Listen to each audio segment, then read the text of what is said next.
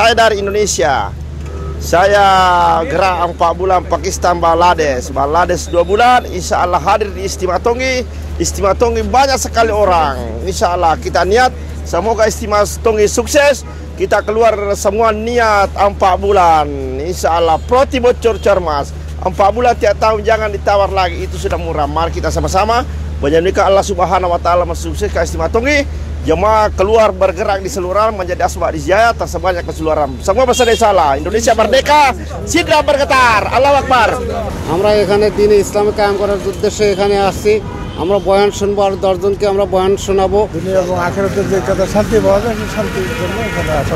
কিভাবে আখিরাতমুখী হওয়া যায় এবং নিজে এবং পুরা পৃথিবীর মানুষকে আল্লাহর পরিচয় তুলে ধরা যায়, নবী এবং নবীর তরিকা অনুযায়ী চলা যায়, সমস্ত দুনিয়ার মানুষ উম্মতি মুহাম্মদের জন্য আল্লাহর রাস্তায় হেদায়েত পাওয়া যায়, এই জন্য আমরা দিনের কাজের জন্য আমরা আসছি এবং গোটা দেশব্যাপী শান্তি যেন চলে এই আশায় আসছি। বলে ইজতেমার মাঠে আসলেই যে কেউ হেদায়েত পেয়ে যাবে এরকম না, বলে ইজতেমার মাঠে আইসা যদি সে মজবুতের সাথে বয়ান শুনে তাহলে হেদায়েত পাওয়ার সম্ভাবনা আছে।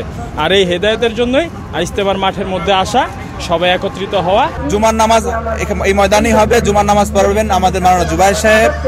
জুমার পরে বয়ান হবে জর্ডানের শেখ ওমর খতিব সাহেব, বাদ জুমা বয়ান করবেন। আসরের পরে মাওলানা জুবাইর সাহেব বয়ান করবেন। বাদ মাগরিব ভারতের মাওলানা আহমেদ লার সাহেব বয়ান করবেন।